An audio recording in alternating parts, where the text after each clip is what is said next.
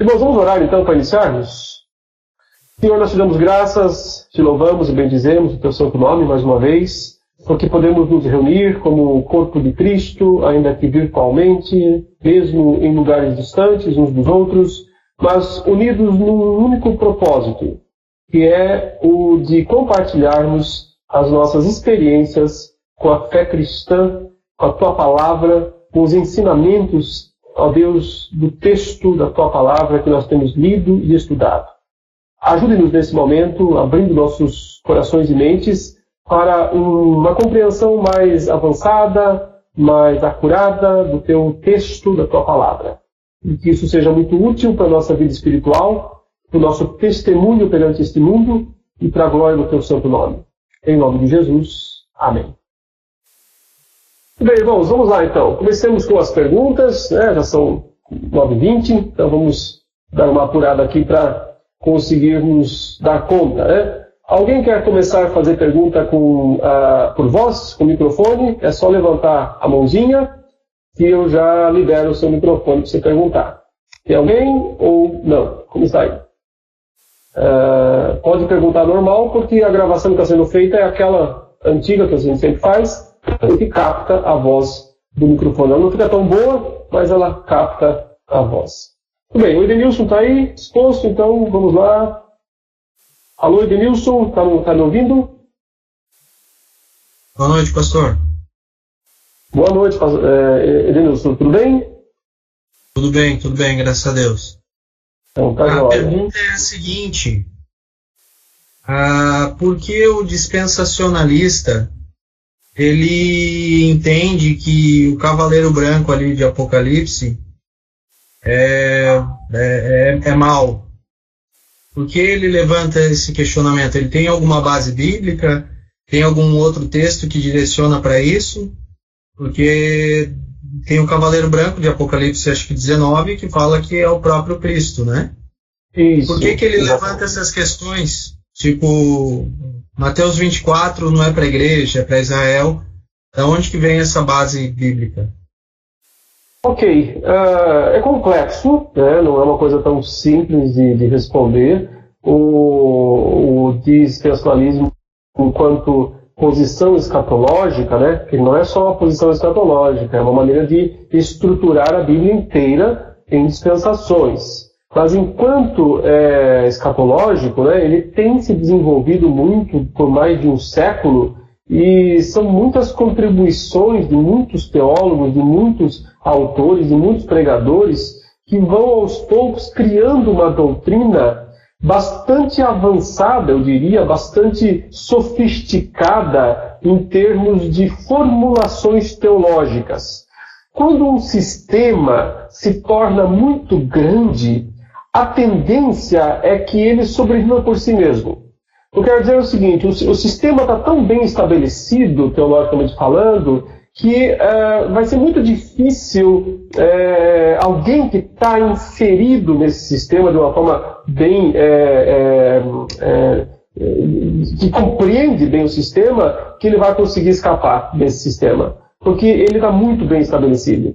Então, a tendência vai ser sempre encaixar a Bíblia ou os textos bíblicos dentro desse sistema. Não é que esse sistema ele não seja bíblico. Ele começa a partir da Bíblia, a partir de uma leitura, de uma interpretação do texto bíblico. Mas então, teorias vão sendo construídas em cima daquela primeira interpretação. E essas teorias que vão sendo postas umas em cima das outras, elas vão cada vez mais se distanciando do texto bíblico e sobrevivendo por causa do sistema, porque faz sentido no sistema. Então, quando o intérprete que está tão acostumado com esse sistema, ele vai para o texto e ele encontra lá a figura do cavaleiro branco, e ele está tão convencido de que o anticristo vai se fazer passar por Cristo, como a Bíblia ensina de fato, né? Que então ele vai necessariamente identificar esse cavaleiro branco com a pessoa do anticristo. Para isso, ele vai precisar encontrar justificativas. ele vai ter que dizer, por exemplo, que o branco ali em Apocalipse 6 é um branco falso, por exemplo, é um branco imitador, né? Só que o texto não fala isso, ele não tem, a palavra não é branco duvidoso, né? A palavra é o mesmo branco das vestes dos 144 mil, o mesmo branco do trono de Deus lá no final, o mesmo branco do cavaleiro, do cavalo do capítulo 19. Então não há nenhuma indicação de que pudesse ser um branco diferente, né? Mas como ele está convencido de que tem que ser o anticristo ali, porque ele está realmente interpretando todo o Apocalipse em termos futuristas, sem parar para pensar que aquilo tem uma aplicação para os seus primeiros leitores, né? Então, necessariamente, se é tudo futurista, o anticristo não veio ainda, logo ele deve ser, então, esse cavaleiro branco. Então, é uma maneira de interpretar, né? É o sistema que justifica essa interpretação, não é tanto a argumentação do texto. Por exemplo, qual é o grande argumento no texto para dizer que esse cavaleiro branco é mau? Ele fala porque o arco não é uma arma boa. O arco, ele usa um arco, certo? E Cristo, lá no capítulo 19, usa uma espada. Então, já que ele usa um arco e Cristo usa uma espada, esse arco deve representar uma coisa ruim, negativa, né? Consequentemente, então, por causa disso, não deve ser Cristo, mas um imitador de Cristo, né? Mas veja, é muito subjetivo usar esse argumento do arco para simplesmente invalidar, né, ou sustentar toda uma teoria. Porque não há lugar nenhum na Bíblia que se diga que o arco é uma arma ruim, né? O arco é uma arma como qualquer outra, pode ser boa, pode ser ruim. Deus, no Antigo Testamento, usa arco, ele tem suas setas, né? Várias vezes a Bíblia menciona isso. Então, e por sua vez, em lugar algum, Satanás é descrito como usando um arco. Se tivesse um texto na Bíblia dizendo que Satanás usa um arco, aí então eu poderia justificar, está vendo? É a arma do diabo, então necessariamente esse cavaleiro não pode ser bom, ele tem que ser... Mas não tem um texto assim. E esse é um dos motivos pelos quais, né, nós achamos que não dá para interpretar esse cavaleiro como sendo o anticristo, mas como sendo um aspecto de Cristo que está sendo revelado ao mundo. Não o próprio Cristo em si mesmo, porque de fato o Cristo que vem no cavalo branco é o do 19, mas algo de Cristo está sendo dado ao mundo, né? E aí o motivo pelo qual eu e muitos autores entendemos que diz respeito à missão da igreja de proclamar o Evangelho em todas as tribos, raças, línguas e nações. É capacitada pelo Espírito Santo, a igreja sai vitoriosa para vencer, ela vai cumprir a sua missão de anunciar o Evangelho em todo o mundo, né? Então, mais consequentemente, o avanço do Evangelho traz as consequências negativas e positivas. As negativas serão as perseguições, as tribulações, as provações que se seguem. Ok? Ok, obrigado. Nada, Deus. Tem mais alguém que gostaria de perguntar? Bom, o Matheus está aqui, mas não tem microfone, Matheus. Para você poder perguntar no microfone, você vai ter que sair do programa e entrar outra vez e habilitar o microfone. Aí eu consigo liberar aqui para você poder perguntar.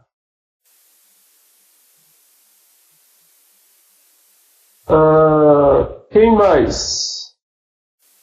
Não tem pergunta de viva voz? Aproveitem e coloquem seus dedos para trabalhar, né? Então podem perguntar aqui Então vamos lá. Aqui o Anselmo está falando qual a relação do que está acontecendo na Síria com a revelação de Apocalipse. Qual a relação do que está acontecendo na Síria com a relação de Apocalipse? Então, também é muito complexo, né? Deixa eu tentar explicar o que eu entendo que o Apocalipse quer falar para nós. Ele não se dirige a apenas uma época ou a apenas um momento. ele se dirige à história inteira, né? Desde a primeira vinda de Jesus até a segunda vinda de Jesus e tudo o que acontecer no meio disso. Mas nós não podemos pegar o texto e tentar dizer, olha, isso aqui se cumpriu ali ou se cumpriu lá. Isso sempre é muito perigoso.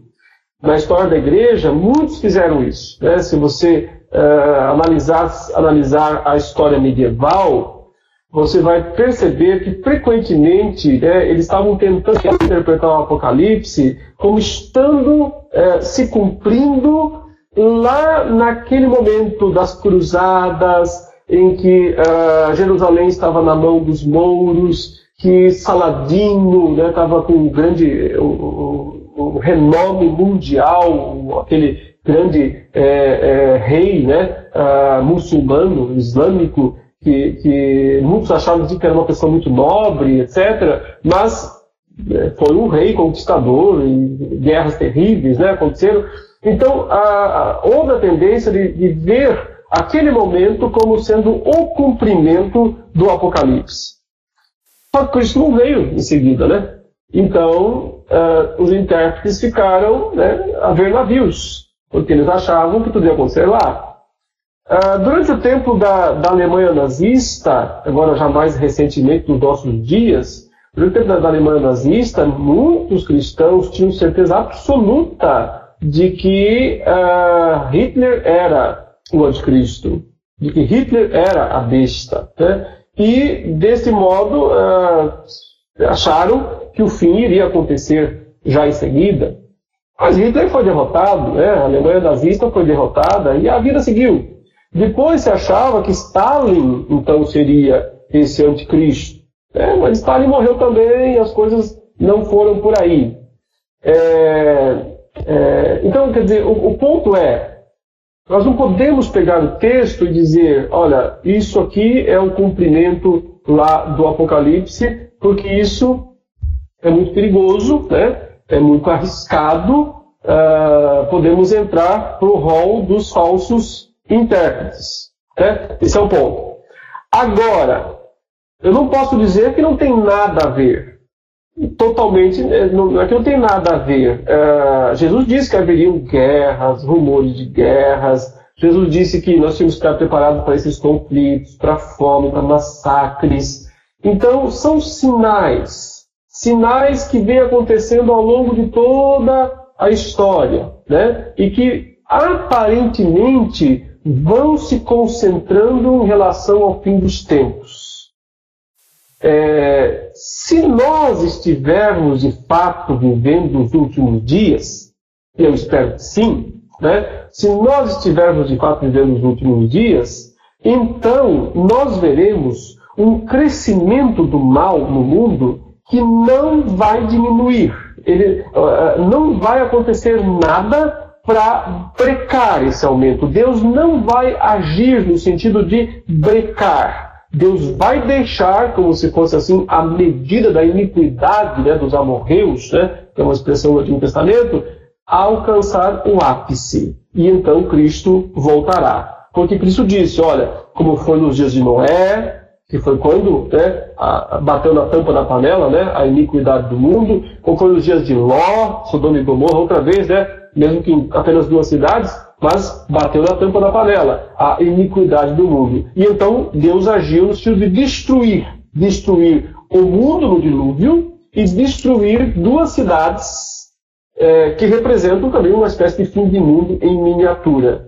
Então, se nós estivermos vivendo os últimos dias, nós veremos esse aumento da iniquidade chegar até o topo, e então Cristo voltará. Ou destruirá, mais uma vez, o mundo de alguma forma. Agora, ao longo da história, já houve ameaças falsas. Eu quero dizer o seguinte, parecia que o mundo estava chegando ao nível máximo da iniquidade e do mal. Mas então o próprio Deus agiu por meios inusitados para brecar isso. Por exemplo, Deus usou a reforma protestante no século XVI para diminuir a corrupção, a perversidade do mundo, não deixou a maldade, a perversidade chegar até o extremo. Deus usou avivamentos no século XVIII, no século XIX, para também manter, né, o mundo sob controle nesse sentido. Percebe? Então ele não deixou chegar até o final, ele breca. Ou por uma grande guerra, ou por doenças, ou por a ação da própria igreja evangelizando, né, e fazendo diferença no mundo. O ponto hoje, no auge da globalização, nós vemos um movimento mundial, um movimento global de aumento da iniquidade. Por causa das várias agendas anticristãs que estão sendo implementadas simultaneamente em vários países do mundo e alcançando sucesso em vários lugares. Quando você percebe, às vezes é interrompido. Nós agora no Brasil estamos experimentando uma espécie de interrupção disso, porque nós vínhamos numa agenda com o governo anterior extremamente liberal, cada vez mais permitindo, né, aborto, igualdade de gênero, ensinando isso nas escolas, para as crianças. E isso parecia que estava assim, que ninguém ia brecar isso. Mas de repente, eu não estou dizendo que o governo atual é bom, esse não é o ponto, de jeito nenhum. Mas de repente Deus usa o próprio sistema de alguma maneira para derrubar esse sistema. E para manter as coisas sobre controle até certo ponto. Não é que o mundo fica melhor, não é isso, né? Não é essa a questão. Não é que o país fica melhor, não é essa a questão. Ele só não fica tão pior como ele poderia ficar.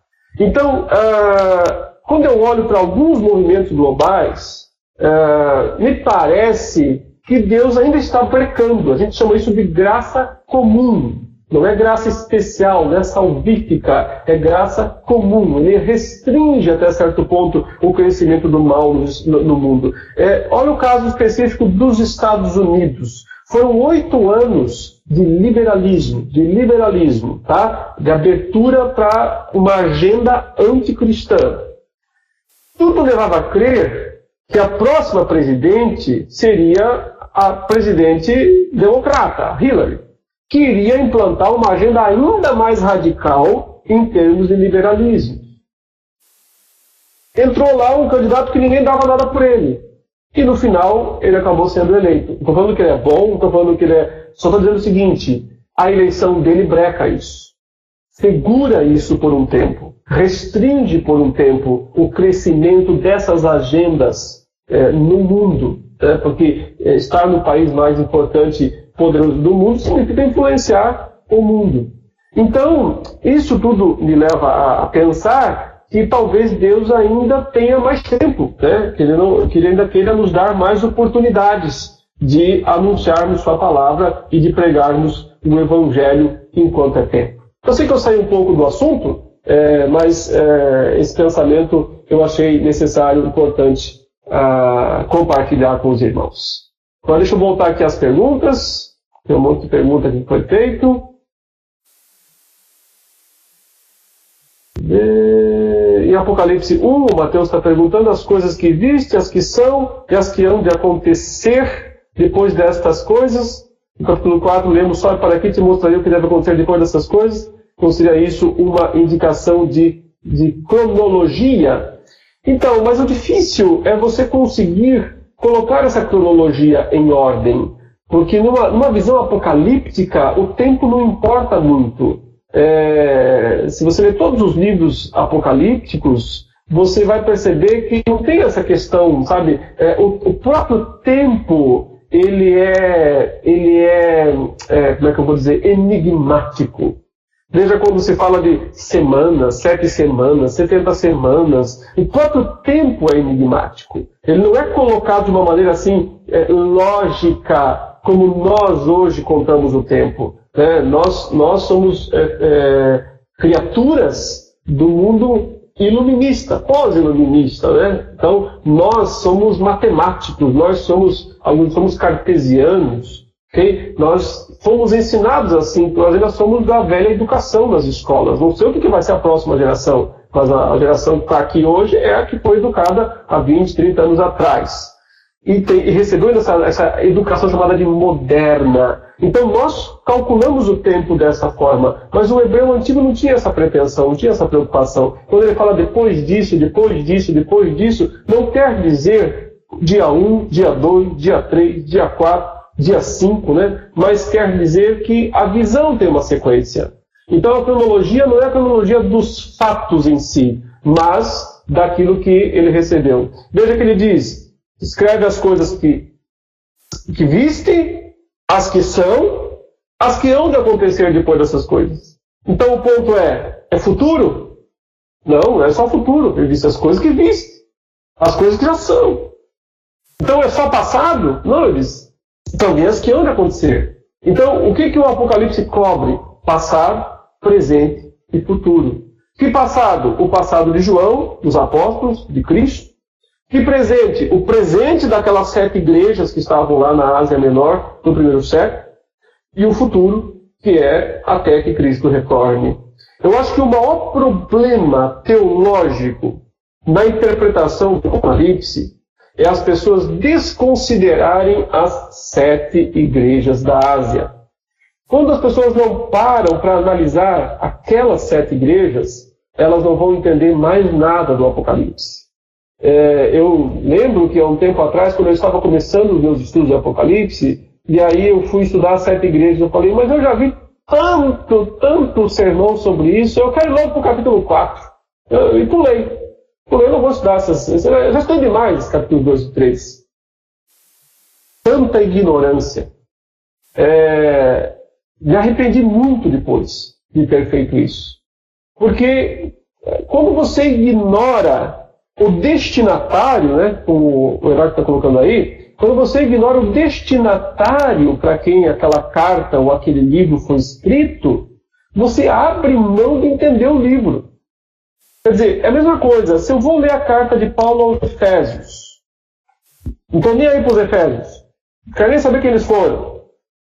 Se eu vou ler a carta de Paulo aos Coríntios, não estou nem aí para os Coríntios, não quero saber quem eles foram, eu não vou entender quase nada do que Paulo escreveu. Porque tudo que ele escreveu, especialmente aos Coríntios aqui, né, é num contexto.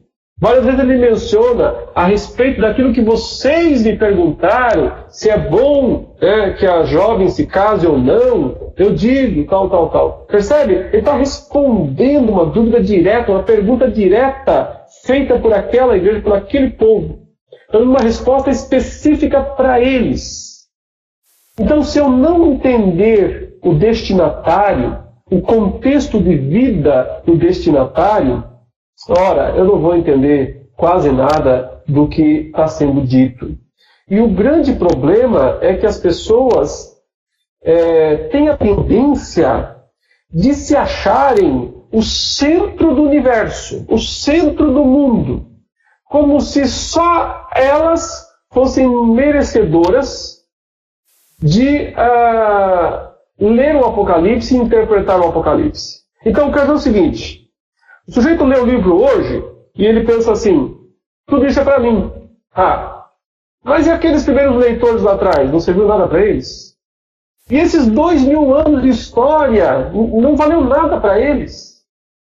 Né? Eu já vi, por exemplo, pessoas dizendo, olha aqui, Mateus capítulo 5 até o capítulo 7, Sermão do Monte. Não vale nada para nós, ele diz. Isso aí é o código de ética do milênio. É o que vai ser praticado lá no milênio futuro. Aí eu fico pensando, ora, Jesus subiu num monte lá na Galileia, chamou as multidões a se assentar diante dele, ele ensinou para elas, mas não valia nada para elas. Ele inspirou o autor Mateus para escrever esses capítulos, foi traduzido em centenas de línguas, em 20 séculos foi lido e estudado, não vale nada para ninguém desse povo. Só vale para os benditos cidadãos do milênio lá na frente. Então, esse é um orgulho histórico, entende? É uma soberba histórica. Pensar que esse livro só só diz respeito à minha vida, à minha situação, ao meu mundo particular. Ora, ele foi escrito para aqueles crentes lá que estavam vivendo debaixo do Império Romano, apanhando, sofrendo, alguns sendo fiéis e morrendo por Cristo, como Antipas. Outros, não. Outros tentando viver, né, igual muitos crentes vivem hoje, né, fazendo uma mistura de igreja com o mundo, como os Nicolaitas, como os Baalamitas, como os seguidores da Jezabel lá em Tiatira.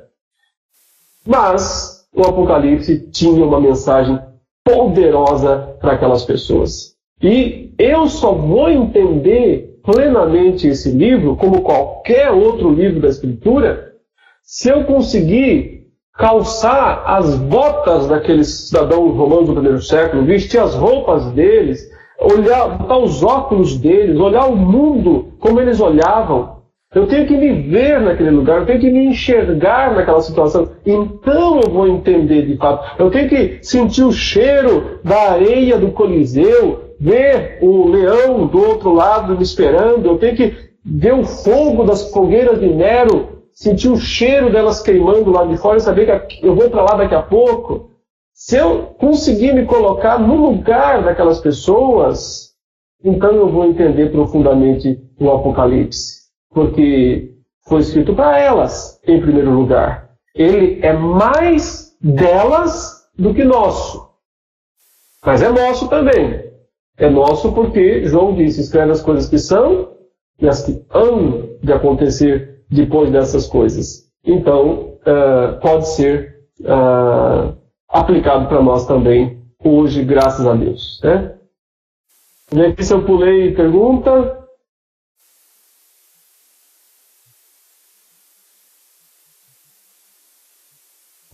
Aqui a Lúcia dizendo, e este evangelho do reino será pregado no mundo inteiro em testemunho a todas as nações e então virá o fim.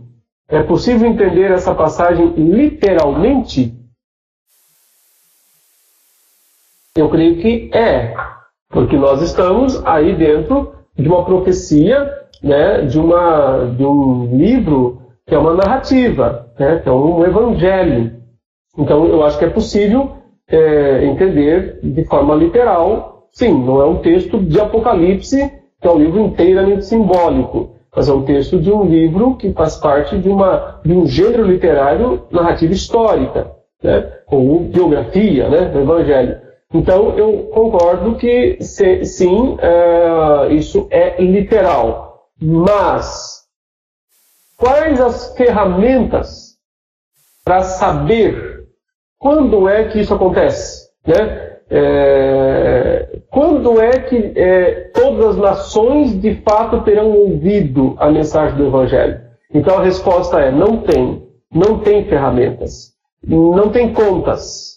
Dá para dizer ainda faltam 250 nações, ainda falta 30 nações, 2 nações. Só Deus sabe esta conta. Né? Da nossa parte, só nos resta pregarmos, fazer a nossa parte, pregarmos, anunciarmos o Evangelho de todos os modos possíveis e deixar com Deus as contas sobre quando que vem o fim. Né? É mais ou menos parecido, essa pergunta é parecida com aquelas almas do quinto selo, lá debaixo do altar, fazem a Deus.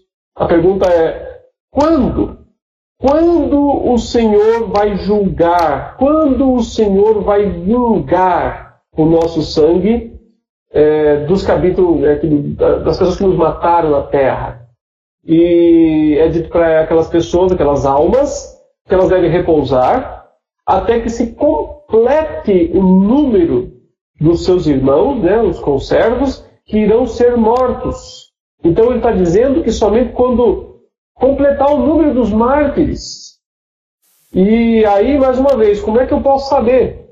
Né? Que conta eu posso fazer? Eu tenho que dizer, não tem conta. Só Deus sabe quando o último mártir tiver morrido. Só Ele sabe. Só Ele sabe quando a última nação terá sido alcançada de alguma maneira. Né?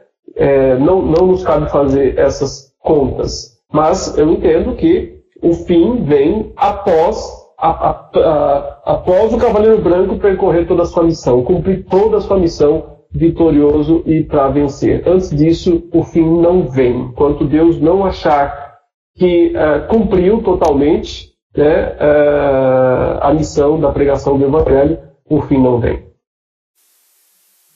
Vamos ver aqui. Luciana, o senhor falou bastante nos vídeos a importância das cartas para as igrejas e novamente estudar mais as aulas textos. Isso. É importante fazer isso, sem dúvida nenhuma. Orar, sabendo primeiramente isso, numa profecia da Escritura é de particular interpretação.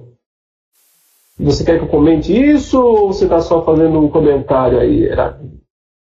A Olga, deixa eu ver. Ok. Mateus, estaria certo dizer que a palavra depois pode ser traduzida como com essas coisas?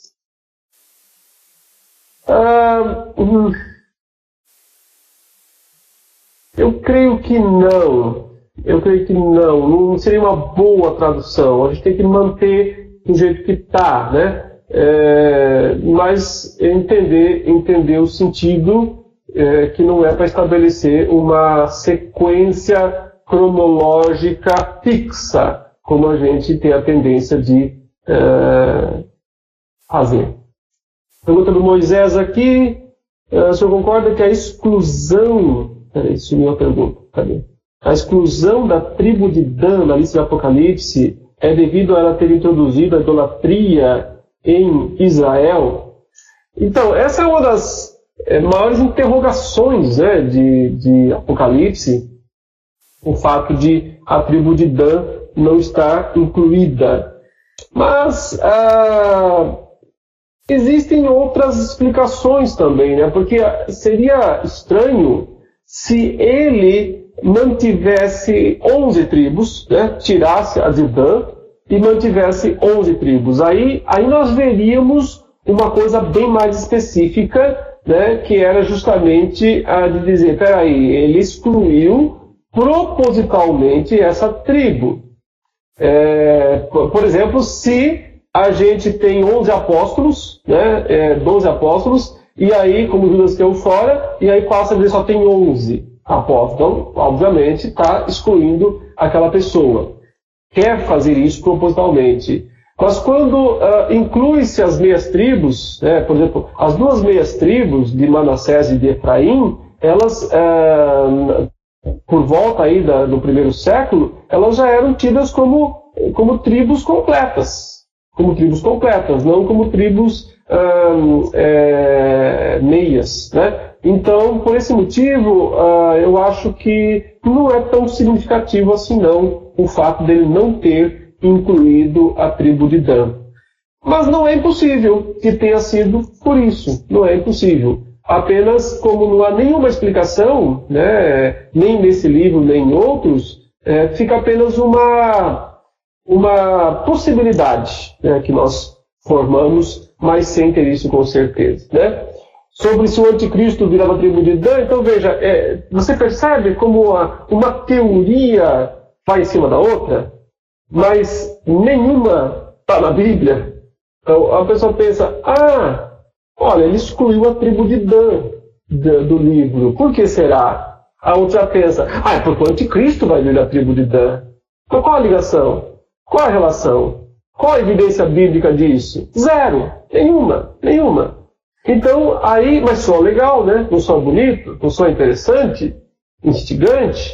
Então você tem uma teoria aqui, que já é bem frágil, biblicamente falando, muito frágil, e aí você vem e coloca mais uma teoria em cima. Aí você põe outra em cima, e outra em cima, e outra em cima, e assim por diante. Né? Só que o fiozinho que liga todas essas teorias aí ao texto bíblico é um fio de cabelo. Um fiozinho de cabelo. Então esse é o problema.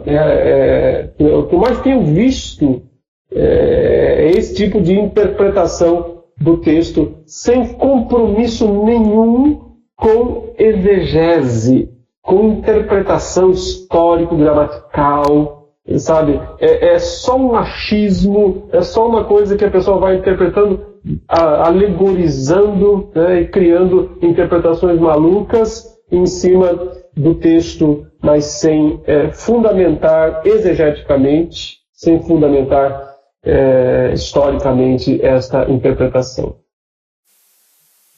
E aqui...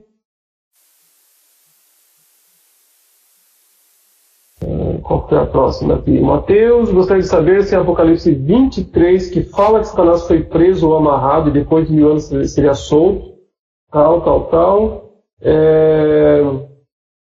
Na sua opinião, Satanás já está solto com tudo o que temos visto, né? Peraí, isso é minha pergunta. Quando os irmãos fazem pergunta embaixo, o texto corre. Com tudo que está acontecendo com o povo de Deus, se voltando à prostituição, ao homossexualismo, todo tipo de depravação, ou seria a ira de Deus, que fala em Romanos 1, por isso que Deus entregou então, Mateus, parece, né? Foi o que eu falei agora há pouco, né? Quando você vê essas várias agendas sendo implementadas no mundo de forma bastante sincronizadas até, dá uma forte impressão de que, como Paulo diz, né, aquele que agora o detém está sendo tirado, está sendo removido, para que ele possa aparecer em toda a sua plenitude. Porque as duas coisas precisam acontecer juntas. A liberação para o dragão agir, para que o anticristo apareça. Porque o anticristo, Paulo fala, ele vai aparecer segundo a eficácia de Satanás. A eficácia de Satanás. Então o ponto é, quem é que está sendo brecado? O anticristo ou o Satanás? É Satanás. Porque é a eficácia dele que capacita o anticristo a agir e a fazer seus estragos. Portanto, nós vemos hoje Satanás barrado por Deus. Deus não permitindo que ele haja com toda a sua fúria, com toda a sua maldade e perversidade. Mas quando Deus remover isso, ele vai agir com mais intensidade. Eu diria, né, que parece que as correntes espirituais, aí obviamente não são correntes físicas, que as correntes estão se afrouxando. Então, se afrouxando, não diria que já está solto, porque ainda existem muitas barreiras para a ação satânica no mundo. Deixa eu citar algumas barreiras para a ação satânica no mundo hoje, né? A própria questão das nações ainda muito organizadas, né? A nação, os Estados Unidos, a própria Rússia, né? Que é uma nação que é ateia, digamos assim, mas ela é contra muitas dessas agendas que estão sendo implantadas. O Islã ainda é uma força brecando, muita coisa que terá que vir, né? A Igreja Católica ainda é uma força, não mais tão forte como foi outrora. Em muitos momentos do mundo, eu diria que a Igreja Católica foi o último baluarte contra a impiedade, não para a questão de salvação, mas para a questão de brecar a impiedade no mundo. Mas ela está caindo, né? Então, eu vejo que algumas dessas forças já caíram e outras ainda estão sendo usadas por Deus, como Ele fez ao longo de toda a história, né? Então, me parece que não há ainda uma soltura. Há um começo disso, que vai piorar intensamente até o momento em que, aparentemente, Satanás terá toda a liberdade para agir no mundo de uma forma completa, né? Deixa eu ver aqui, qual é a próxima pergunta?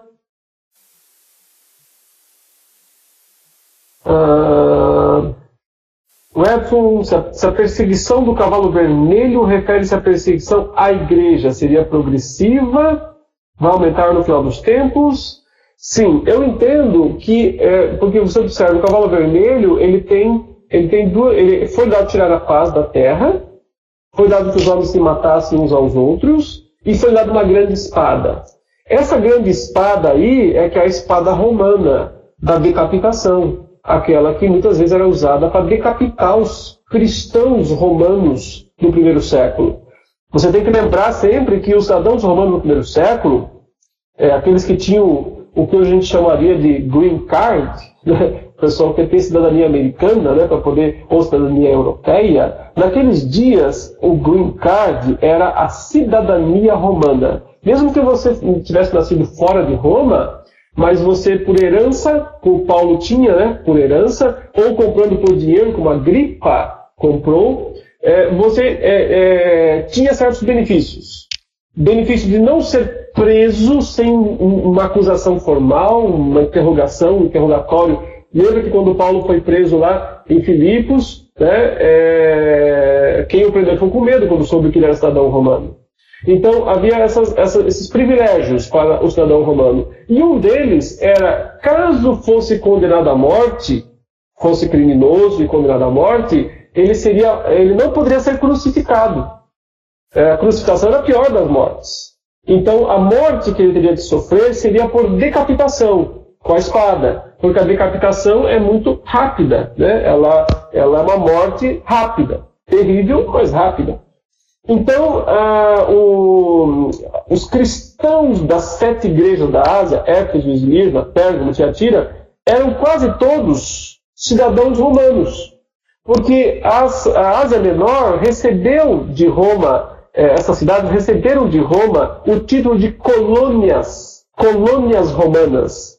Portanto, nascendo lá, normalmente o cidadão já tinha a cidadania romana. Então, todos aqueles crentes, se eles fossem mortos, eles seriam decapitados. Né? Então, por isso que aparece no texto, no capítulo 20, inclusive, né, que eu mencionei agora há pouco, as almas dos decapitados. Os decapitados por causa da justiça, por causa do testemunho que deram. Né? Então, me parece que essa é a questão aí ligada ao Cavaleiro Vermelho. Ele tanto vem naquele sentido genérico de guerras e rumores de guerras, que Cristo disse que aconteceriam como sinais até o fim dos tempos, como também trazendo a espada direta contra os cristãos. Sim, tudo isso acontece desde o primeiro século, desde que os apóstolos saíram pregando o Evangelho, mas vai se intensificar exorbitantemente no final. Nós veremos ao longo da história perseguições, focos de perseguições. Vamos dizer assim, anticristos regionais. Anticristos regionais têm havido no mundo, mas ainda não apareceu o anticristo global. Por exemplo, Hitler foi um anticristo regional.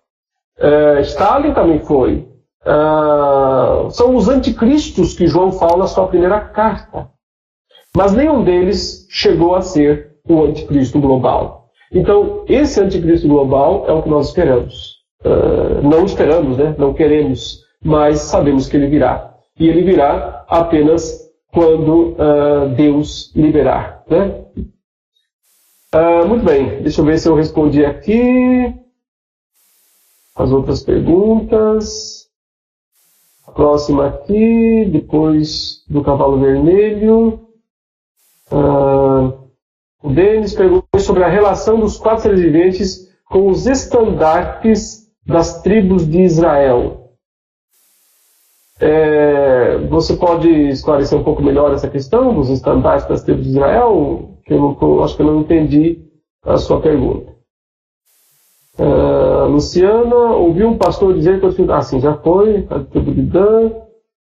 Tem algum significado especial o arco-íris em Apocalipse 4:3? O Heleno está perguntando. Especialíssimo, né? O sentido da íris ali em volta do trono é aquela rememoração da velha aliança, de um dos símbolos da velha aliança, que significava paz, né, depois da guerra, paz depois da destruição, depois do dilúvio, fidelidade de Deus. Né? Então, Deus aparece como aquele que tem o brilho branco do jaspe, sua santidade, como aquele que tem a cor avermelhada do sardônio, né, apontando aí para o aspecto relacionado à redenção e, consequentemente, né,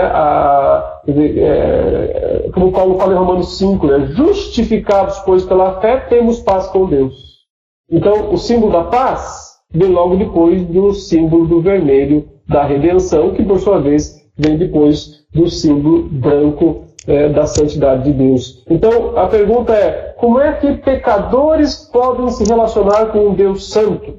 Como é que pecadores podem ter paz com um Deus santo? E a resposta é, pelo sangue do Cordeiro, pelo sangue que faz expiação pelos pecados e que nos aproxima daquele que se assenta no trono. Então, essa é a ideia. Vou ter mais. Agora, se vocês puderem parar um pouquinho de digitar perguntas, que eu dou um jeito de responder as que estão aqui, e se der tempo a gente responde, eu libero mais perguntas, tá bom? Vem aqui do Alex. Sobre as 7 igrejas, o senhor crê que seriam épocas que as igrejas passariam, ou representações da igreja nos períodos históricos, ou foram mensagens específicas para o que elas estavam passando na época? Então, Alex, em primeiro lugar, foram mensagens específicas para o que cada uma daquelas igrejas estavam passando naquela época.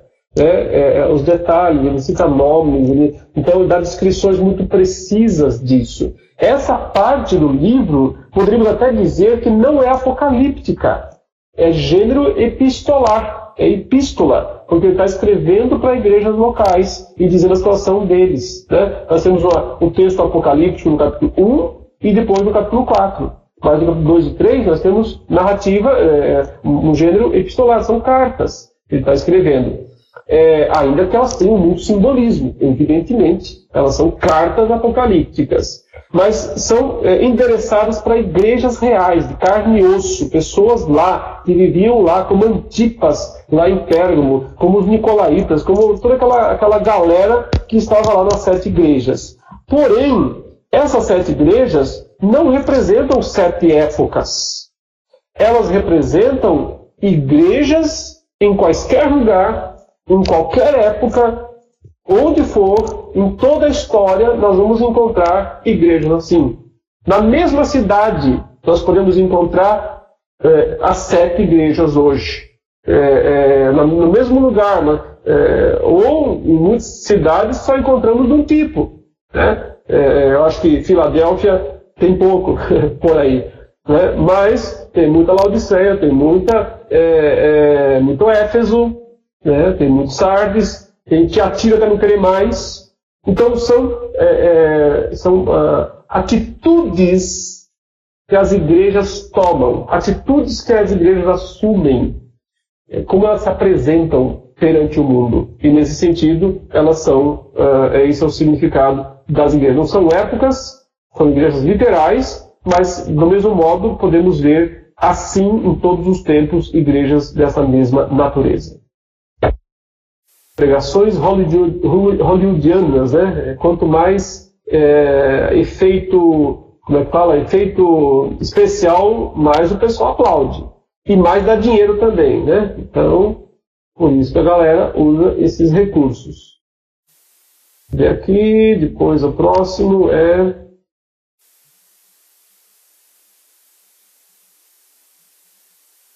Sim, aí a pergunta da Lúcia, né? Boa pergunta, por que naquela época havia outras igrejas, mas Deus citou essas 7 especificamente? Porque ele queria 7. Ele queria que o número 7 aparecesse. Então ele escolheu as igrejas daquela região, fez uma espécie de um círculo. Se você pegar o mapa da Ásia Menor, onde ficavam aquelas igrejas, você vai ver, aqui está Éfeso, um pouco para cima está Esmirna, Sardes, Tiatira, você vai fazendo a volta até chegar em Filadélfia e Laodiceia, quase perto de Éfeso outra vez. Então até no próprio mapa, eu até brinco, né? Eu falo, até no mapa Deus já disse, leia esse livro em círculo, leia esse livro em círculo, tá? Porque eu começo aqui, vou lá e volto de novo aqui. Então, até no mapa das 7 igrejas, Deus parece estar mostrando isso, né? Veja, Colossos estava ali pertinho, mas já saía do círculo. E ela não foi incluída aqui, embora seja uma igreja conhecida, né? Tem até uma carta de Paulo escrita aos Colossenses. O texto fala disso, o pessoal está recomendando os textos. Mas aqui, Indra. A grande tribulação narrada em Mateus 24, 15 e 31 tem algo com o que está narrado em Apocalipse 6, 12 e 13. Terremotos, sinais físicos e naturais sobre a vinda de Cristo. Alguns dizem que temos sinais como o terremoto de Lisboa, em 1755, eclipse solar, de 1780, queda das estrelas na costa dos Estados Unidos, em 1833. Podemos nos basear neles? Ora, esses terremotos, eles aconteceram, né, você poderia colocar os terremotos antigos, lá do primeiro século já, poderia colocar a explosão do Vesúvio, né, que destruiu Pompeia. São inúmeros os sinais, os terremotos, as guerras, tudo. Esses sinais, eles não são esses do capítulo 6 de Apocalipse, porque ali a descrição é do juízo final. Não são coisas graduais, é o que acontece uma vez por todas e destrói todos os ímpios. Mas ao longo da história, Jesus disse, aí é Mateus 24, nós veríamos essas coisas acontecer. E não era para nos assustar, ele disse. Não é o fim ainda, é o princípio das dores. Então, tenho para mim, né, que nós ainda estamos vivendo o princípio das dores. A mulher não deu à luz ainda nesse sentido, né? Porque o princípio das dores é quando começa a mulher grávida, começa a ter suas dores de parto, então ela sabe que daqui a um tempinho vai nascer a criança, mas até nascer vai doer bastante. Então nós ainda estamos vendo o princípio das dores, ainda não são os momentos finais das dores de parto, do nascimento do novo mundo, do mundo melhor que nós esperamos. A Lúcia aqui, sim, eu me lembro que o texto fala que Deus escolheu as diferentes igrejas. Ok, tá bom. Edmilson Borges, Manassés e Efraim são filhos de José, que foram adotados por Jacó, Gênesis 48. Eles pertencerem às 12 tribos, são as bênçãos elevadas que precisam de José em Gênesis 48. Exatamente. Deus pode fazer isso, ele pode tirar uma tribo e colocar outra. Como ele pode tirar um apóstolo e colocar outro, né? Então ele pode fazer isso conforme a sua graça e a sua soberania. E aqui, Luciana, hoje o Estado Islâmico está mais moderno, faz decapitações com explosivos ateados a pessoas cristãs, né? Temos que esperar coisas piores para frente. É para temer, né? Como diz a Olga aí, só que eu acho que ela está falando do Temer. O Iraque, mais uma vez, tá ok. Luciana, eu fico bobo de ver a atividade maligna. Peraí, atividade maligna. Tem uma pergunta aqui. Eles iam matar os cristãos, estão fazendo realmente um plano de fundo para a vinda do anticristo. É possível. Jasper da identidade, ok. Tendo o texto, a conclusão responde à pergunta, ok. Eles, as bandeiras de Judá sendo o leão, de Ruben o homem, Dan a águia e Efraim o boi. Ok. Mas onde está isso na Bíblia, né? A pergunta é isso, né? Pode ter alguém está usando isso modernamente falando, pode estar sendo copiado de alguma forma, até porque esses seres já vêm de Ezequiel, né? Não só de Apocalipse 4. Então há muito tempo que os judeus conhecem essas figuras, mas o fato de estar em alguma bandeira moderna ou medieval que seja, não tem nenhum significado concreto, né? O ponto, e aqui eu sei que para muitos é difícil de entender, mas o ponto é assim, nós temos que evitar sair do texto para procurar interpretação. A interpretação tem que ser feita no texto, não fora do texto. Veja, a pessoa lê o texto, ela encontra alguma coisa, ela corre lá na internet para procurar algum símbolo, alguma figura, algum ritual, alguma coisa. Não, isso não é bom. Fica no texto. Então, a preocupação nossa tem que ser o texto. Como interpretar o texto dentro do contexto? Como entender esse texto dentro da Escritura, dentro da Bíblia? Senão, fica tudo muito subjetivo. Todo mundo vai sair por aí procurando correlações, procurando as semelhanças. Uma vez eu vi alguém interpretar, não é esse o ponto aqui, mas eu vi alguém interpretar bem interessantemente o texto dos gafanhotos que saem do abismo, no capítulo 9. Então a pessoa interpreta dizendo o seguinte: na verdade, João está vendo helicópteros com mísseis.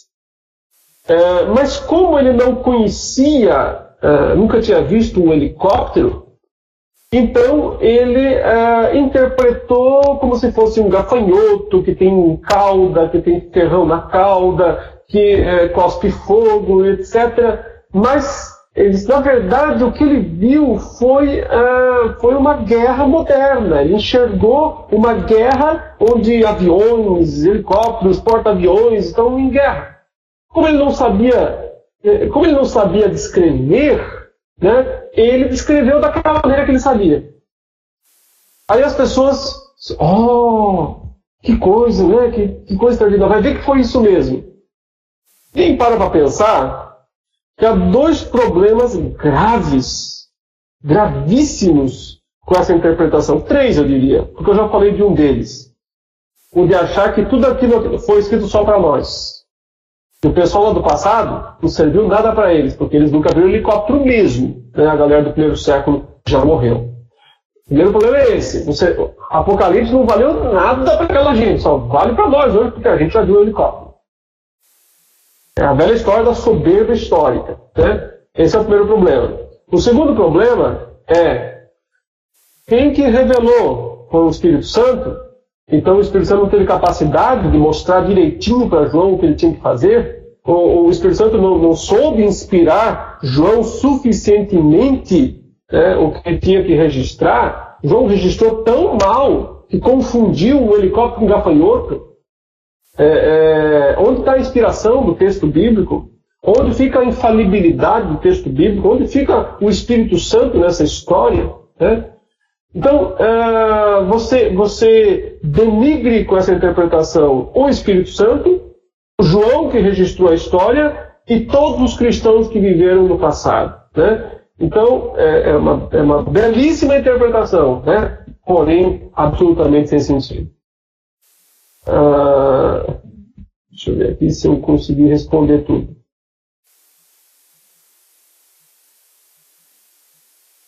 Uma pergunta boa aqui.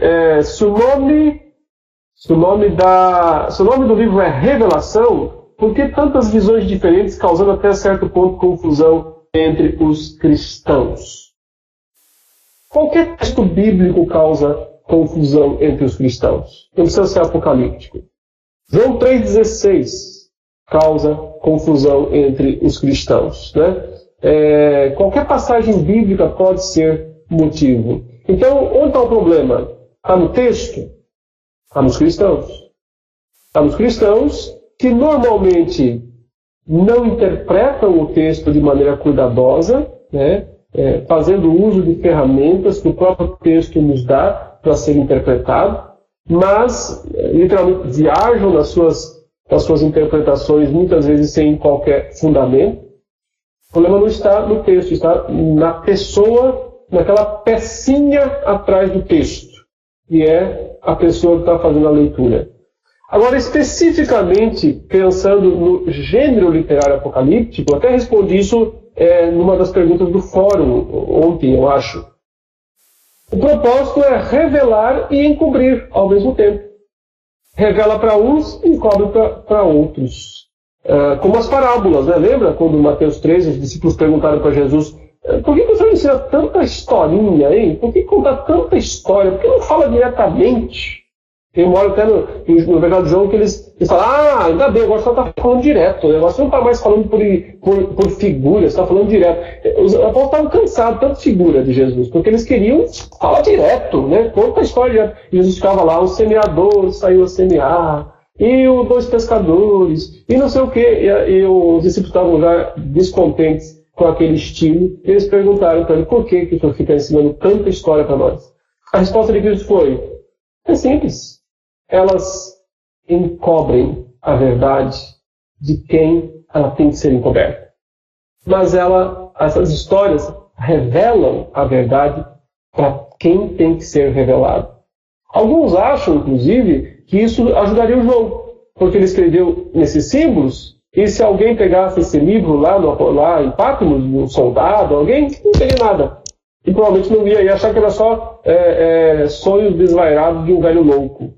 Mas chegando lá nas 7 igrejas da Ásia, e eles entendendo o gênero e o contexto da época, eles conseguiriam entender a maior parte do que estava sendo escrito. Então, encobria para alguns, mas revelava para outros. Continua sendo assim hoje, porque muitos não leem o Apocalipse com humildade suficiente para entender a sua mensagem transformadora, o poder do Evangelho que emana do livro. Eles leem para conseguir encontrar justificativas para defender o seu sistema escatológico, para poder criticar os outros, inclusive, para poder parecer mais inteligente do que os outros. Então, continuam fazendo mau uso do livro, né? Então, o livro continua ocultando e revelando, tanto hoje como já era naqueles dias. Pergunta da Ângela, se a igreja vai permanecer até o final, em meio às grandes tribulações? Então, Ângela, tem as 3 posições lá, né? Os pré, os meso e os pós-tribulacionistas. Eu me inclino para entre meio e fim. Né? Entre meio e fim. Eu sou mais para fim do que para meio. Por quê? Porque todas as vezes que Deus tirou seu povo na Bíblia das garras dos inimigos, foi no último instante. Nunca foi antes. Sempre foi no instante final. Olha, Noé só entra na arca quando começa a chover a água do dilúvio. Ló e sua família só são tirados de Sodoma e Gomorra quando já está começando a chover fogo e enxofre, né, sobre a cidade. Os israelitas só saem do Egito na 10ª praga, só quando Deus fere todos os primogênitos lá no Egito. Então, a metodologia divina de tirar o seu povo antes de punir os ímpios, antes de punir os perversos, parece ser a de que ele retira só no último instante. Se ele quiser retirar antes, ele retira. Ele é soberano, ele pode fazer isso se ele quiser. Mas não parece que Apocalipse não mostra isso, não. Parece que Apocalipse mostra que Deus vai continuar fazendo aquilo que ele fez ao longo de toda a história. Ou seja, retirou o seu povo só mesmo no instante final. E aqui, Luiz Fernando, em Apocalipse 7,14, fala da multidão que vem da grande tribulação. Esse texto nos diz que a igreja passará pela grande tribulação. Isso, necessariamente. A tribulação só serve para a igreja. Tribulação não é para o mundo. Tribulação significa perseguição das forças do mal contra o povo de Deus. Isso é tribulação. É uma palavra que o mundo não serve para o mundo. Não serve para incrédulo. Não serve para crente nominal. Essa palavra só serve para crente fiel. É um teste para crentes fiéis. Então, qualquer outra palavra, se fosse para não ser para a igreja, tinha que usar outra palavra. Tinha que usar, sofrimento, uma coisa mais vaga. Mas tribulação na Escritura, sempre, e esse termo especificamente usado por João, é o mesmo que Pedro usa na primeira carta, que Paulo usa nas suas cartas também, esse termo sempre representa um duro teste que um crente fiel enfrenta. Então, a tribulação dura a era cristã inteira, desde a primeira até a segunda vinda de Cristo. Porém, ela se intensifica exorbitantemente um pouco antes da segunda vinda. Por que é que ela se intensifica exorbitantemente um pouco antes da segunda vinda? Porque aquele que vai perseguir vai ser solto. Até então, ele não tem poder para perseguir completamente. Ele está limitado pelo poder de Deus. Mas um pouco antes da vinda de Cristo, ele é solto. Logo, ele pode agir com todo o seu poder, com toda a intensidade da sua fúria contra o povo de Deus. E aqui o Alexandre, em Apocalipse 4,6, o mar de vidro é uma referência à bacia de bronze que reservava água para a purificação do sacerdote. Já ouvi essa interpretação, mas entendi melhor. É uma possibilidade, porque há uma bacia de bronze lá, havia, né, no tabernáculo, e o tabernáculo foi feito segundo a planta celeste. Né? Então, você vê uma bacia, você vê um mar de bronze, um mar de fundição em Apocalipse 4. Mas eu vou além nesse simbolismo. Eu acho que quando o judeu pensa ou ouve a palavra mar congelado, mar cristalizado, só tem uma coisa que vem à sua memória: o Mar Vermelho. o Mar Vermelho parado, coalhado, como dizem os Salmos, para que o povo de Deus passe pelo meio. Então, é um símbolo do poder de Deus imposto sobre os inimigos, sobre os poderes hostis, sobre as forças das trevas, detendo tudo isso, calando tudo isso, parando tudo isso, para que o seu povo saia, para que o seu povo marche, vá adiante. Então, é o êxodo, o que eu diria, o novo êxodo do povo de Deus, que agora será retirado desse mundo para ir para o novo mundo, né? A nova terra, o novo céu. Por isso o símbolo é o mar cristalizado, o mar parado. Ele aparece duas vezes, aparece no capítulo 4 e volta a aparecer depois do capítulo 9, quando os vencedores da besta estão em pé em cima desse mar, em pé em cima dele. Que a ideia é pisando a cabeça da serpente, pisando o dragão, pisando os inimigos. É um símbolo, portanto, da vitória inquestionável de Cristo sobre os principados, as potestades, os dominadores desse mundo tenebroso, sobre todas as forças malignas. É um símbolo da vitória que Cristo conquistou e que compartilha com o seu povo. O seu povo também acaba desfrutando desse status abençoado e vitorioso. Queridos, temos 5 minutos ainda. Mais alguma pergunta? Mais algum comentário?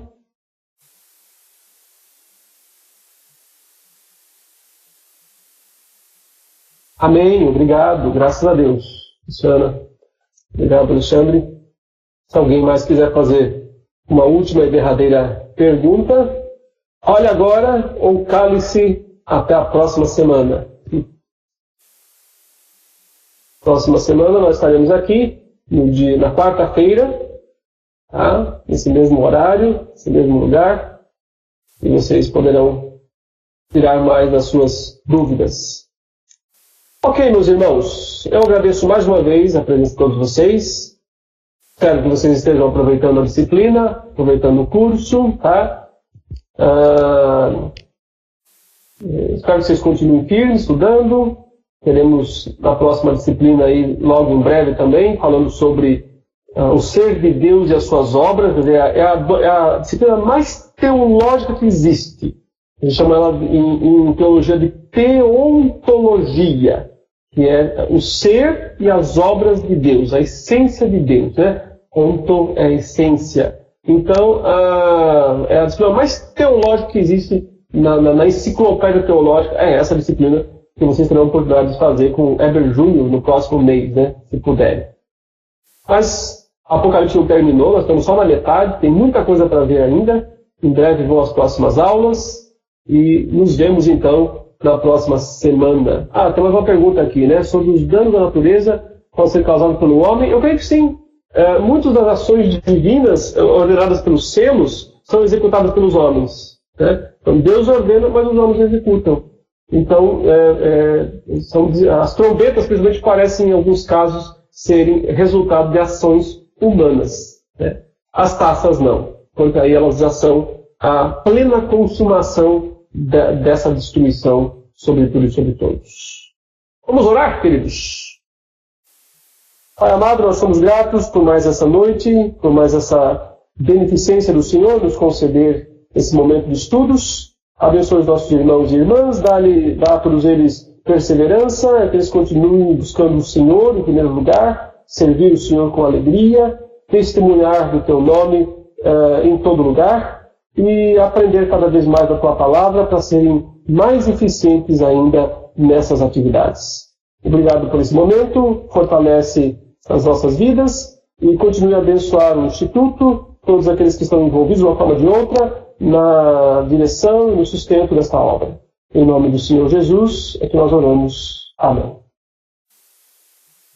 Deus abençoe a todos. Obrigado, Anselmo. Obrigado, Lúcia. Obrigado, Heleno. Obrigado, Moisés. Obrigado, Ângela. Fique com Deus. Denilson. Bom tê-los aqui nessa noite. E espero vê-los novamente na próxima semana. Andressa, Bruno. Fique com Deus. Semana que vem, quarta-feira, estaremos aqui, se Deus permitir.